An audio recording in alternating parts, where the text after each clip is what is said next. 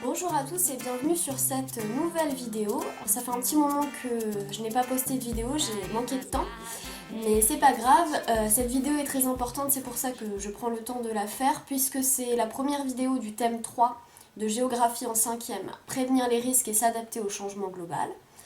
Et nous allons donc vous parler aujourd'hui du changement global et de ses principaux effets. Toutes les activités qui vont être évoquées, vous les avez disponibles sur Pronote comme d'habitude. On va aussi corriger certaines choses en classe virtuelle, mais l'idée c'est le plus synthétiquement possible de vous permettre de comprendre les éléments clés de cette leçon. Il y aura deux parties à la vidéo. Ici on corrigera l'activité numéro 1 et l'activité numéro 2. Donc c'est parti avec une activité où je vous demandais de visionner une petite vidéo.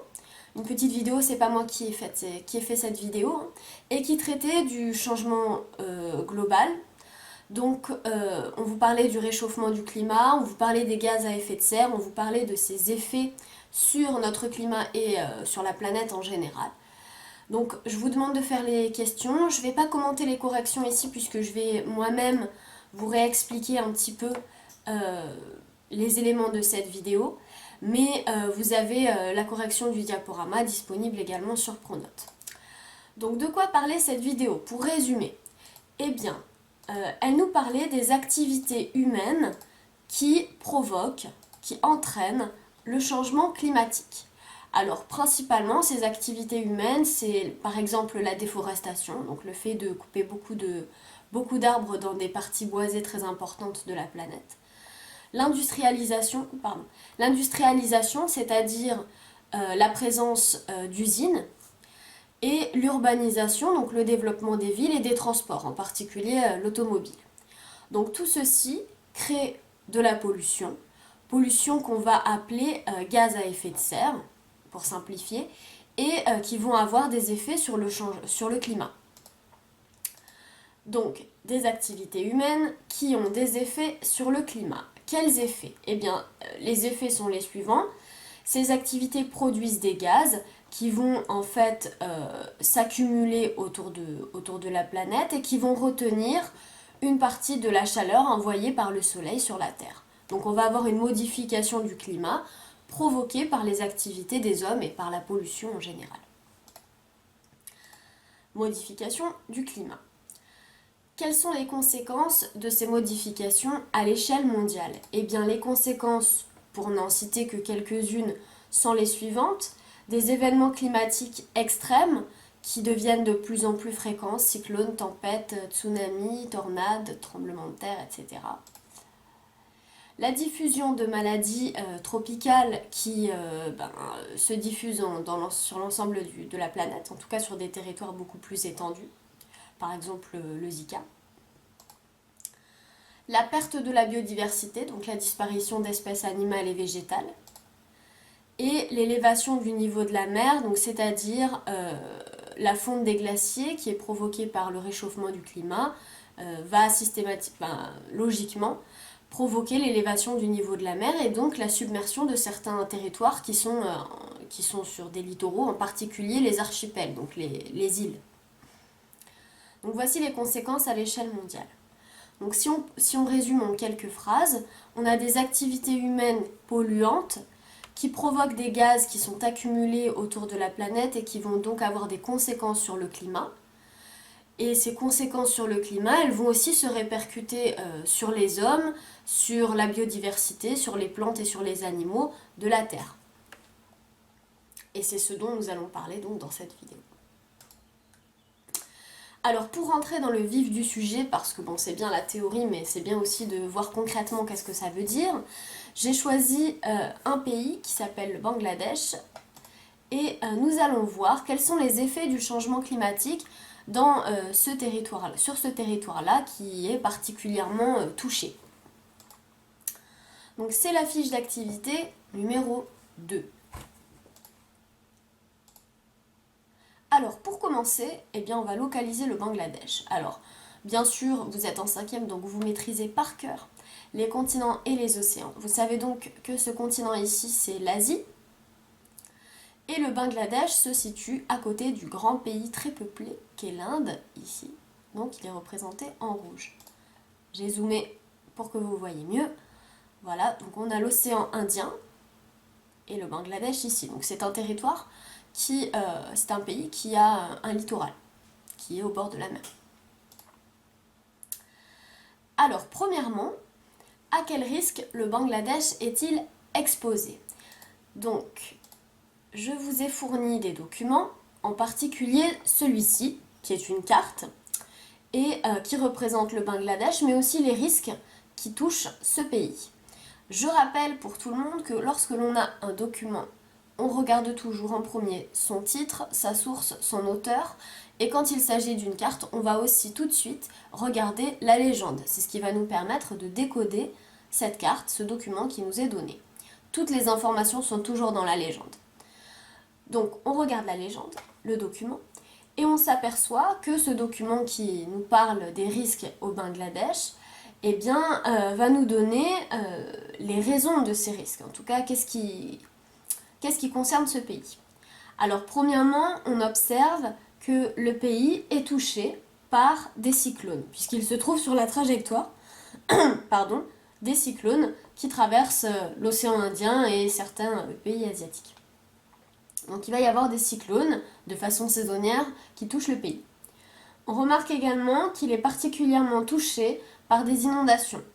Des inondations qui ont une origine pluviale, donc c'est-à-dire qu'il pleut beaucoup, il y a ce qu'on appelle de la mousson, donc des saisons de fortes pluies, mais aussi des inondations fluviales, donc on suppose que c'est le fleuve qui déborde, des inondations maritimes, donc maritime ça veut dire que c'est la mer qui avance sur les territoires et qui les submerge, et le pays, comme on peut le constater, en vert, en bleu clair et en bleu foncé, est particulièrement concerné par ce phénomène.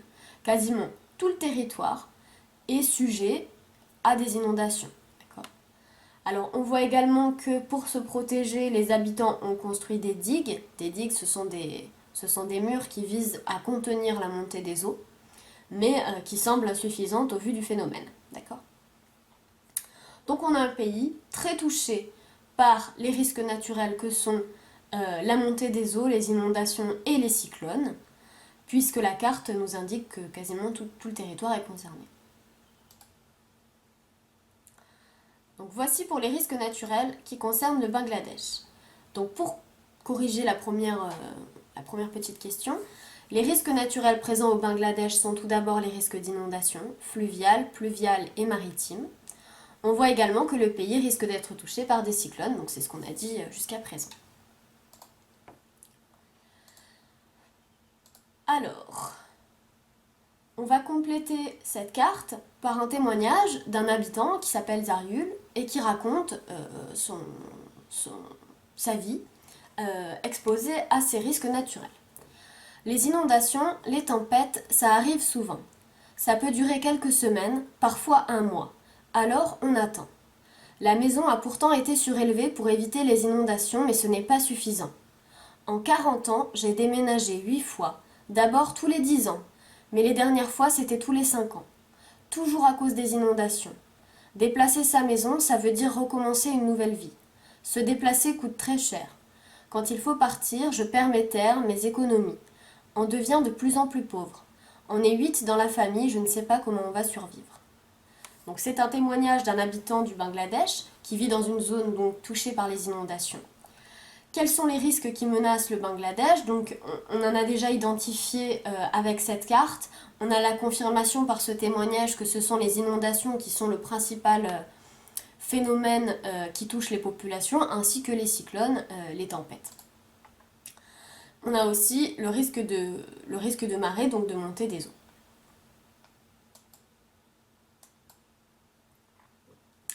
Alors maintenant, on va se demander quels sont les effets de ces risques sur les espaces, donc c'est-à-dire sur le territoire, mais aussi sur les populations qui y vivent. Alors on a déjà une petite idée puisqu'on a eu le témoignage de Zaryul, mais là on va essayer vraiment d'extraire les informations pour construire une réponse.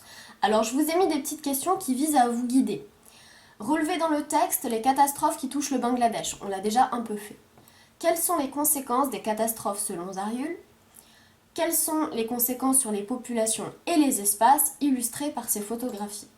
Donc, le texte va nous fournir des informations, mais également les deux photographies que je vous ai données dans l'ensemble documentaire. D'accord? Donc, on va regarder morceau par morceau ce qu'on peut compléter. Donc, tout d'abord, le texte que je viens de lire, eh bien, qu'est-ce qu'il nous donne comme information?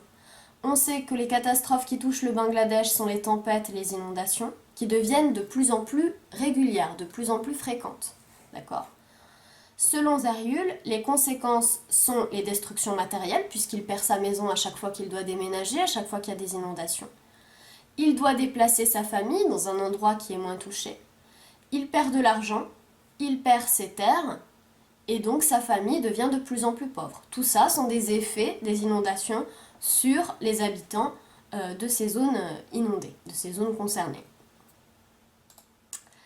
Alors si on observe maintenant les photographies, eh bien on remarque effectivement que il y a des dégâts matériels puisque les maisons sont touchées, puisque les zones ne sont plus habitables.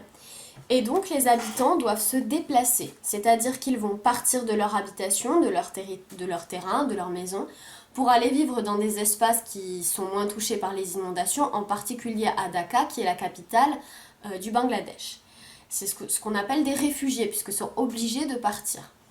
Sauf qu'arrivés à Dhaka, eh bien, ils n'ont pas de logement, ils sont dans une situation compliquée puisqu'ils n'ont plus d'argent, vu qu'ils ont perdu généralement tout ce qu'ils possèdent, et donc ils vont vivre dans la pauvreté, dans ce qu'on appelle des bidonvilles. Vous vous rappelez que les bidonvilles sont des quartiers pauvres, un petit peu construits avec ce qu'on a sous la main, et où vivent les populations les plus fragiles.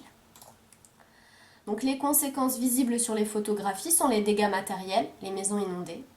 On voit également que les populations touchées doivent se déplacer vers la capitale et vivent dans la pauvreté, dans des bidonvilles. Prévenir les risques et protéger la population.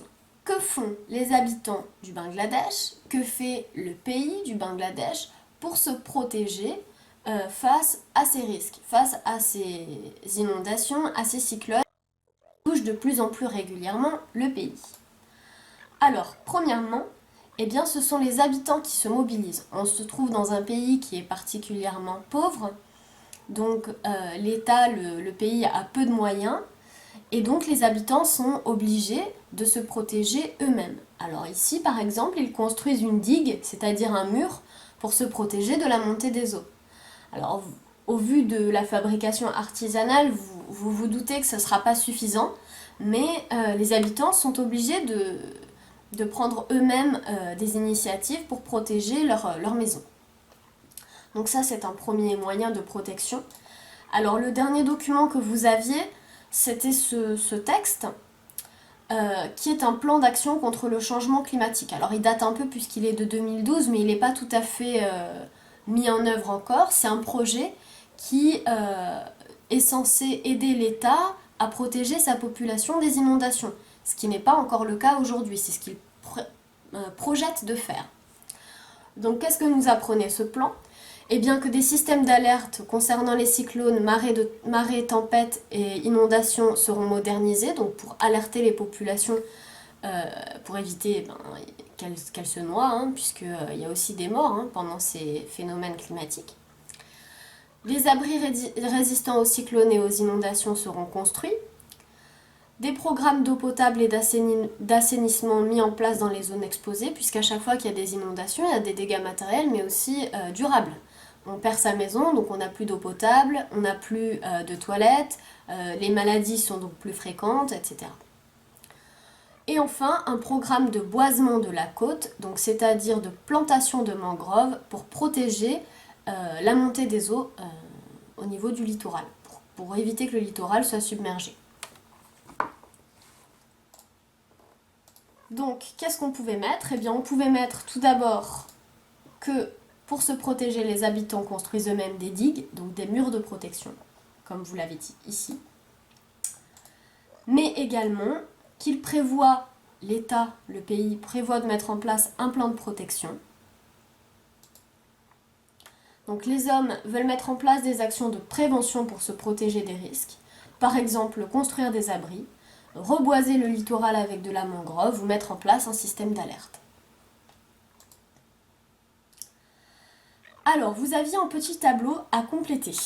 Un petit tableau sur lequel je vous demandais, avec les réponses aux questions que nous venons de faire, de compléter des cases où étaient indiqués les mots aléa, risque, vulnérabilité, prévention et résilience.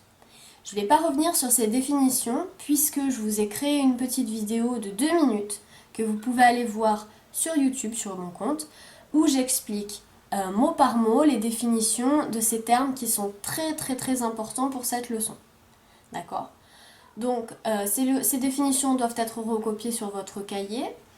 Pour juste revenir 2 minutes dessus, aléa, c'est un événement qui peut se produire. Le risque, c'est un danger qui va toucher une population. La vulnérabilité, c'est la fragilité de cette population. La prévention, c'est ce qu'on fait avant le risque. Et la résilience, c'est ce qu'on fait après. Donc à chaque fois qu'on va étudier un risque qui touche une population, ici les inondations au Bangladesh, on va se demander quel est l'aléa, quel est le risque, quelle est la vulnérabilité de la population, quels sont les moyens de prévention et quelles sont les capacités de résilience de cet endroit, de cette population, de ce pays. D'accord ? Donc on va voir tout de suite concrètement ce que ça veut dire. Alors, quels sont les aléas qui touchent le Bangladesh ? Eh bien, les aléas sont les fortes pluies et les cyclones, des événements naturels qui peuvent se produire. Par contre, les risques, c'est quand ça va toucher une population. Donc, les inondations fluviales, pluviales, maritimes, les tempêtes sont des risques puisqu'elles vont concerner directement les populations qui se trouvent aux alentours. Alors, est-ce que la population du Bangladesh est vulnérable ? Oui, la population du Bangladesh est fragile. Elle est particulièrement fragile pour les habitants qui vivent proche de la côte, donc proche de la mer qui peut monter, proche des fleuves qui peuvent déborder, donc des zones inondables. C'est eux qui sont les plus vulnérables, les plus fragiles. Et on voit aussi que les plus vulnérables sont les habitants les plus pauvres. Déjà parce que c'est eux qui vivent dans ces endroits-là, mais aussi parce que ils sont touchés par les inondations, ils vont tout perdre. D'accord ? Donc ils vont être encore plus fragiles que les autres. Quels sont les moyens de prévention et les capacités de résilience de ce pays ? Alors les moyens de prévention, on a vu la construction de digues, la plantation de mangroves, les systèmes d'alerte. Donc c'est ce que les habitants vont faire avant pour prévenir les risques. Par contre, les capacités de résilience, une fois que les inondations se sont passées, est-ce que le pays peut faire face facilement aux conséquences de ces inondations ? Eh bien, on voit qu'elles sont assez faibles puisque les populations ne sont pas vraiment aidées, elles sont obligées de déménager, parfois d'aller vivre dans des bidonvilles, on ne leur rembourse pas ce qu'elles ont perdu. Donc les capacités de résilience sont en fait assez faibles pour ce pays puisque c'est un pays fragile, un pays pauvre. Donc vous avez ici une synthèse de l'étude de cas sur le Bangladesh. Alors vous allez me dire, mais quel est le lien avec le changement climatique ? Eh bien le lien, c'est que le Bangladesh est un pays vulnérable, déjà touché par des inondations et des cyclones, et ces phénomènes, à cause du changement climatique, deviennent de plus en plus réguliers et de plus en plus intenses. Ça veut dire que ces populations qui sont déjà fragiles vont être, à cause du changement climatique, beaucoup plus exposées à des risques encore plus forts. Donc, le pays va devoir faire face directement aux effets du réchauffement du climat. Pour conclure, vous allez écrire le grand 1 de cette leçon, des risques naturels et des sociétés vulnérables. Les risques naturels sont aggravés par le changement climatique et la forte densité des hommes. Donc l'urbanisation, c'est-à-dire le fait que les villes se développent. L'urbanisation des littoraux, comme au Bangladesh, rend les sociétés plus vulnérables, plus fragiles. Les populations des pays pauvres sont plus touchées car leur capacité de résilience est moins importante. Pour faire face, les hommes doivent s'adapter et faire de la prévention. Urbanisation, développement des villes. Voilà, ça résume un petit peu ce qu'on a vu sur le Bangladesh. En réalité, ça concerne on peut observer les risques et les territoires sous cet angle dans plein de situations différentes. Je rappelle l'importance, et je le redis, de maîtriser le vocabulaire, risque, aléa, vulnérabilité, résilience et prévention. Je vous mets dans la description de la vidéo le lien sur la petite vidéo de 3 minutes qui explique ces mots de vocabulaire, il faut que vous les reteniez. Voilà, c'est terminé pour cette partie 1. Pour la partie 2, eh bien, je la mettrai en ligne dès que vous aurez terminé les activités.